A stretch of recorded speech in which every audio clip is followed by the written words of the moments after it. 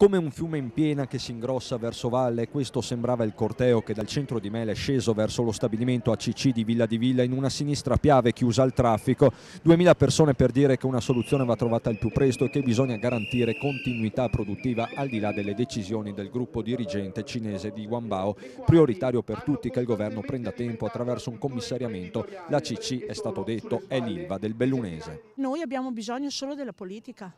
Io capisco che l'Ilva di Taranto sono migliaia e migliaia di persone, però la Wanbao, l'ACC per Belluno è la stessa cosa.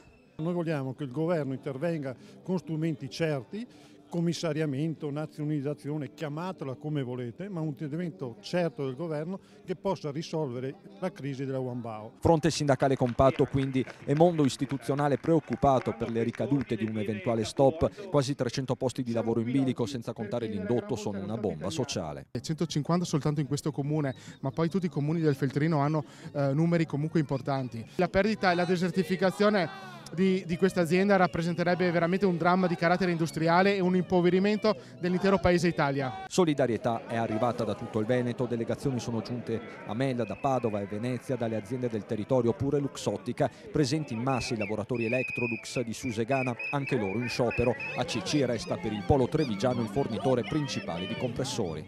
Noi abbiamo chiesto più volte a Electrolux che intervenga non solo aumentando le quantità di acquisto da quello stabilimento di Mel, da questo stabilimento, ma crediamo che proprio per l'importanza strategica che ha questo per noi dell'Electrolux, questa produzione debba rimanere in Italia, debba rimanere aperta. Intanto dal governo è arrivata una prima data, quella del 17 dicembre, quando a Roma il Mise si terrà un tavolo con i cinesi. Fuori dal palazzo ci sarà un nuovo presidio dei lavoratori. Per giovedì è previsto invece un nuovo vertice tra esecutivo e l'ambasciatore della Repubblica Popolare, ha assicurato in una nota il ministro Federico D'Incà. Per il resto la protesta non si ferma nemmeno a Natale. Vediamo il 17 come va, speriamo e crediamo di portare i lavoratori a Roma e vedremo, ma penso di sì, sarà un Natale un po' diverso.